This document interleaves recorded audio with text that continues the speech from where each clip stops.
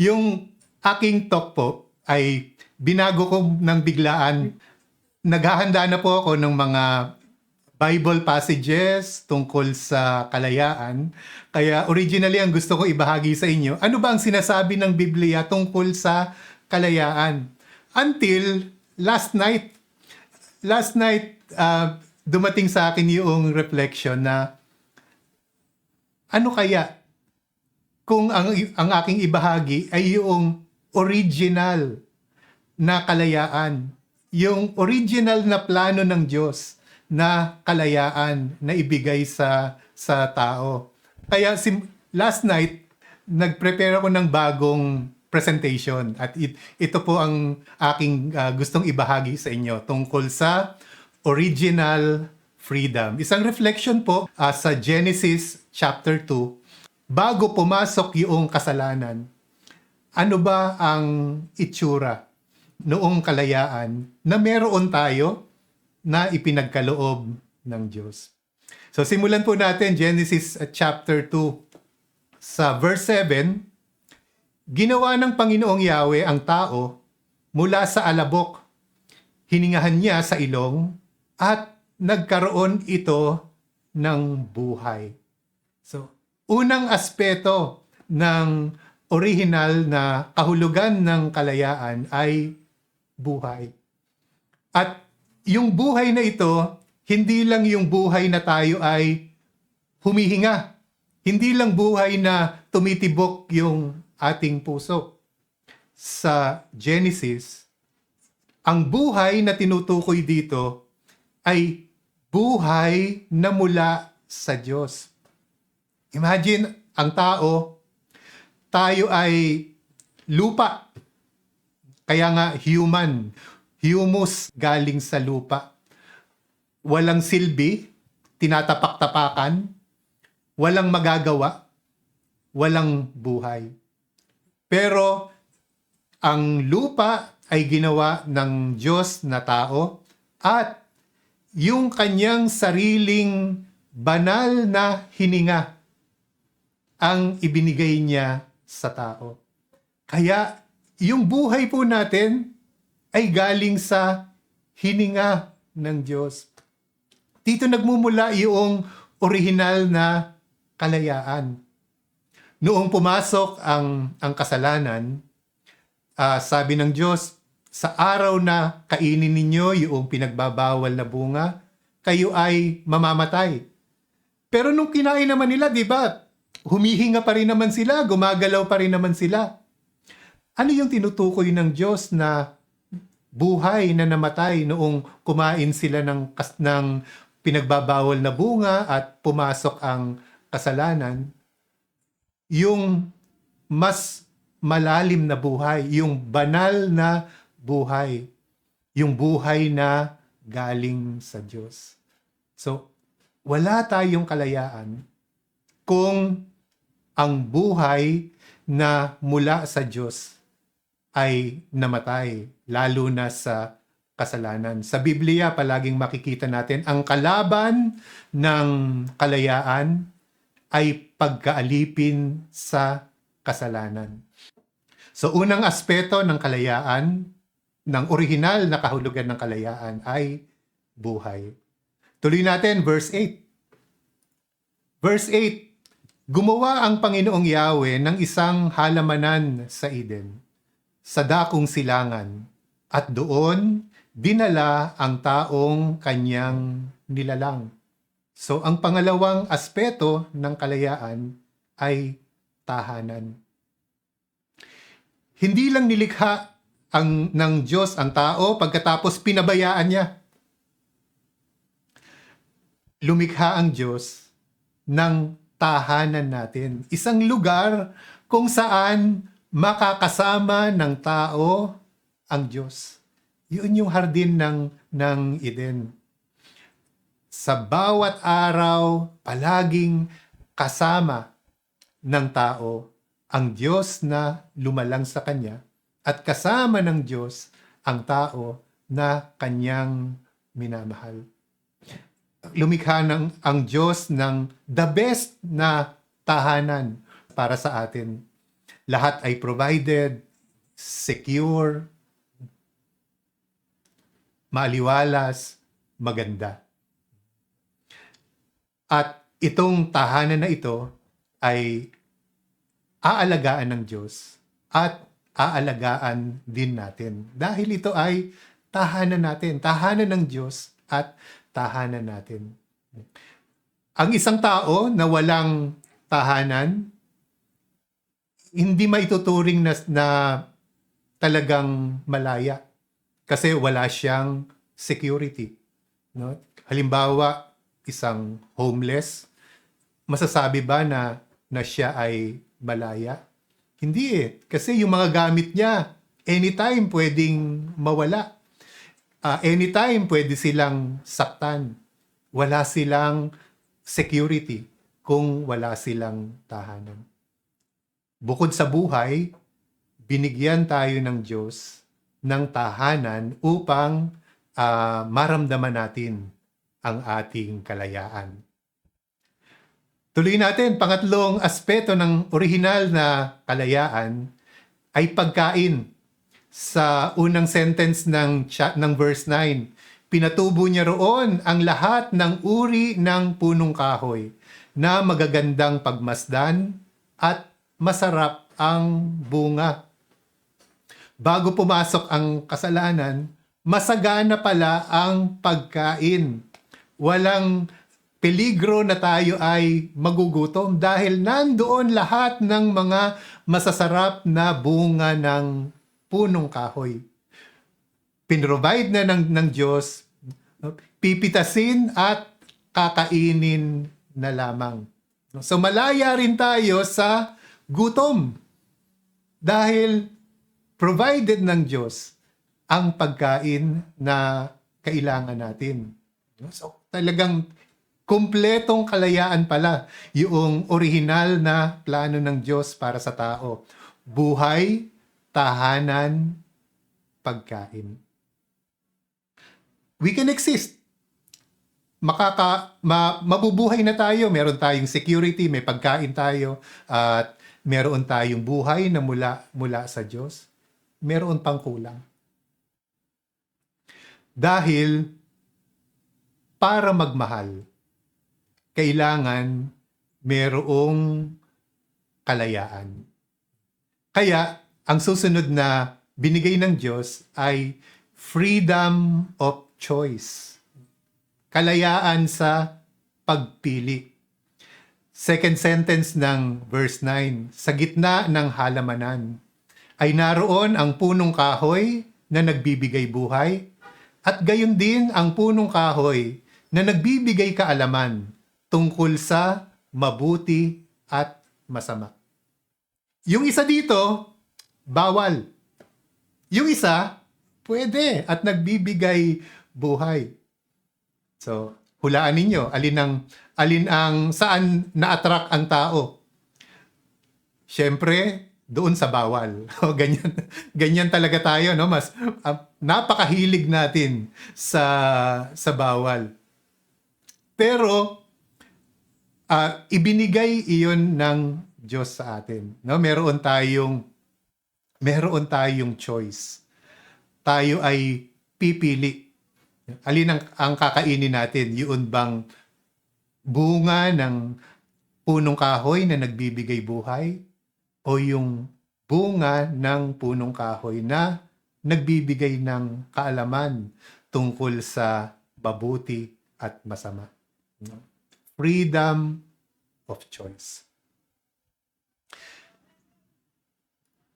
Sa verse 15, inilagay ng Panginoong Yahweh ang tao sa halamanan ng Eden upang ito ay pagyamanin at pangalagaan. Ang tao pala, hindi lang tutunganga doon sa hardin ng Eden, meron pala tayong trabaho doon. Ating pagyayamanin at aalagaan itong hardin na ginawa ng Diyos para sa atin. Iingatan pala natin at pagyayamanin yung ating tahanan. Ito ang kaloob ng bukasyon. So bahagi ng kalayaan, yung meron tayong bukasyon. Merong purpose ang ating buhay. Hindi tayo tambay doon sa hardin ng Eden. Meron tayong pakikibahagi sa trabaho ng Diyos to create, na lumikha, pagandahin, to pagyamanin itong ating tahanan. Mahalagang aspeto ng ating kalayaan ay bukasyon.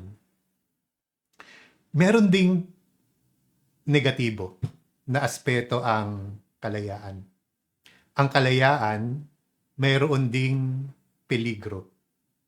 Sa susunod na verse 16 at verse 17. Sinabi ng Diyos sa tao, makakain mo ang alinmang bungang kahoy sa halamanan, maliban sa bunga ng punong kahoy na nagbibigay ng kaalaman tungkol sa mabuti at masama. Huwag na huwag mong kakainin ang bungang iyon, sapagkat sa araw na kainin mo iyon ay mamamatay ka. Uy. May punong kahoy na ang bunga ay nakamamatay. So meron ding peligro. Ang kalayaan po ay ganun.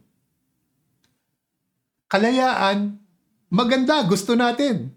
Sino ba ayaw sa kalayaan? Siyempre, kalayaan, gusto natin yan.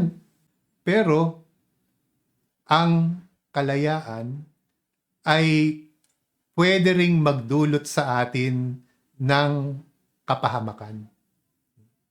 Halimbawa, yung anak na habang maliit pa, inaalagaan sa loob lang ng bahay. Hindi dinadala sa labas ng bahay, hindi pinapayagang lumabas. So masasabi natin, kulang pa yung kanyang kalayaan kasi hindi siya pinapayagang lumabas.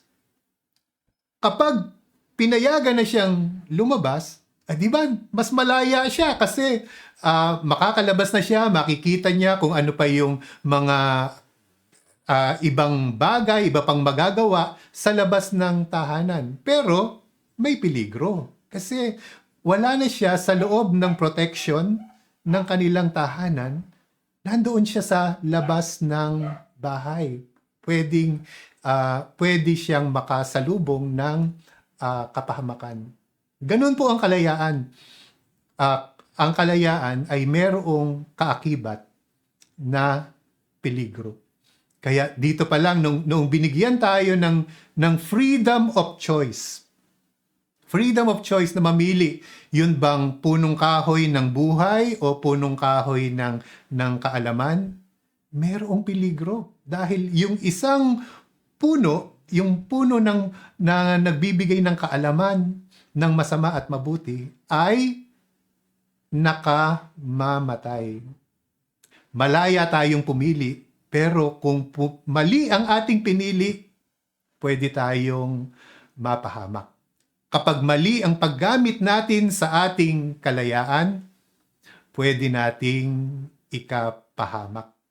So, hindi lahat ng aspeto ng kalayaan ay maganda at nakakabuti. Meron ding negatibo at pwedeng makadisgrasya sa atin kung hindi natin iingatan ang paggamit ng ating kalayaan.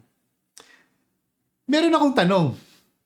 So, yung punong kahoy na nagbibigay ng kaalaman tungkol sa mabuti at masama, yun pala ay nakamamatay. No? Sabi ng Diyos, sa araw na kainin mo iyon ay mamamatay ka. Bakit naglagay ang Diyos ng ganoong puno? At doon pa sa pinakagitna ng halamanan ng Eden, nandoon yung puno. Bakit hindi na lang nilagay doon sa isang sulok, nilagyan ng mataas na pader, no? Para walang peligro na makuha ng tao, walang peligro na ang tao kainin yon at at siya ay mamatay. Isa pang ang tanong na dumating sa akin, bakit lumikha pa ang Diyos noong puno na nakamamatay? Di ba, sino bang magulang? Ikaw ba, kung ikaw ay nanay, kung ikaw ay tatay, doon sa kwarto kung saan naglalaro yung maliit na anak, maglalagay ka ba ng bote ng lason doon sa gitna noong kwarto? Di ba tayong mga magulang, yung ating tahanan, lalong-lalo na yung kwarto kung saan nandoon yung baby, kung saan nandoon yung anak natin. Di ba inihahanda natin yon? Lahat ng pwedeng makadisgrasya, aalisin natin. Yung mga saksakan ng kuryente, bibili tayo ng pantakip para hindi makuryente yung bata. Kapag merong mga lamesa na matulis yung kanto, bibili tayo ng goma para ilagay doon at hindi mauntog o masugatan yung ating anak. Inaalis natin lahat ng pwedeng ikapahamak ng ating anak. Pero bakit kaya? Bakit kaya ang Diyos lumikha siya ng punong nakamamatay? At yung punong nakamamatay, inilagay niya doon sa pinakagitna ng halamanan ng Eden. May idea ba kayo?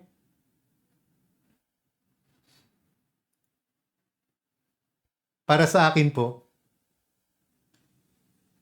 inilagay siya doon para magkaroon tayo ng malayang kalooban. Yung freedom of choice na aspeto ng kalayaan kanina. Ibig sabihin kasi ng kalayaan, malayang sumunod at malaya ding sumuway. Malayang umibig, pero malaya ding magtaksil. Ang pag-ibig po, hindi na ipipilit.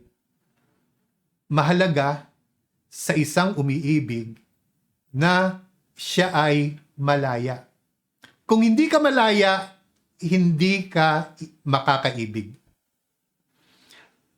Ang pwede lang umibig ay yung taong malaya. Yung pag-ibig, kahit na siya ay maganda, kapag ang pag-ibig ay ipinilit, alam niyo ba ano ang tawag sa pag-ibig na ipinilit? Rape. Kapag ang pag-ibig ay ipinilit, ang tawag ay rape. Ang pag-ibig ay dapat malayang ibinigay at malaya ring tinanggap. Kaya, ang Diyos, kahit na pwede siyang mabigo sa paglalagay noong puno na pinagbabawal doon sa gitna ng halamanan, inilagay ng Diyos para ang tao ay may kalayaan na sumunod sa kanyang utos o sumuway sa kanyang utos.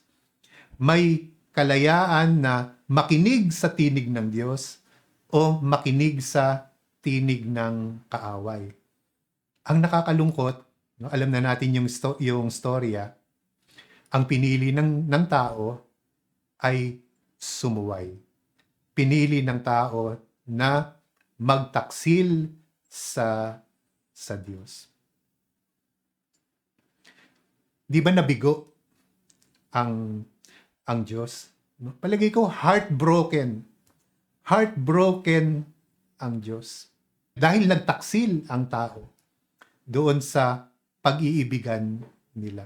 Ang Diyos, nasawi din. Sawi din, bigo din sa pag-ibig ang Diyos. Pero di ba alam ng Diyos ang lahat? Alam ng Diyos na kung ano yung mangyayari. Palagay ko alam din ng Diyos na mabibigo siya.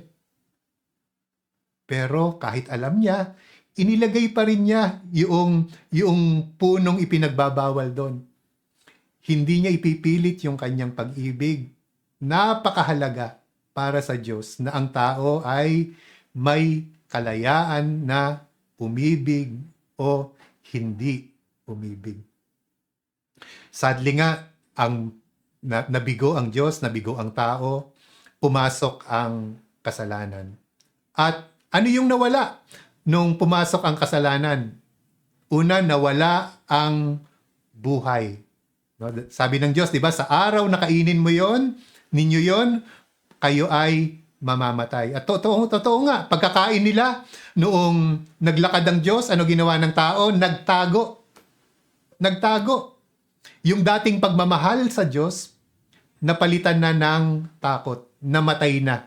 Yung buhay, yung ugnayan ng Diyos at ng tao, namatay siya. So unang nawala, buhay. Pangalawa, nawala ang tahanan. Kasi di ba, naibik sila, pinalaya sila doon sa hardin ng Eden. Nawala ang tahanan. Pangatlo, nawala ang pagkain. Sabi kay Adan, simula ngayon, kailangan mo nang magbungkal. Hindi katulad sa Eden na lahat ng pagkain, pipitasin mo na lang at kakainin. Yung para meron kayong kakainin, kailangan mo nang magbungkal. At yung babae, para magkaroon ng buhay, kailangan mong dumaan sa matinding sakit. No? So yung nawala ang buhay, nawala ang tahanan, nawala ang pagkain. Pero sa pamamagitan ng parusa na binigay sa lalaki at sa babae, pwede nilang maibalik. No? Kung susunod yung tao na siya ay magbubungkal, meron silang pagkain. Kung susunod yung babae na titiisin niya yung sakit ng pagbubuntis at panganganak, magkakaroon ng panibagong buhay. At yung lilipatan nila doon, kung sila ay magsisikap, magkakaroon sila ng bagong tahanan. Pero bukod doon, may plano ang Diyos.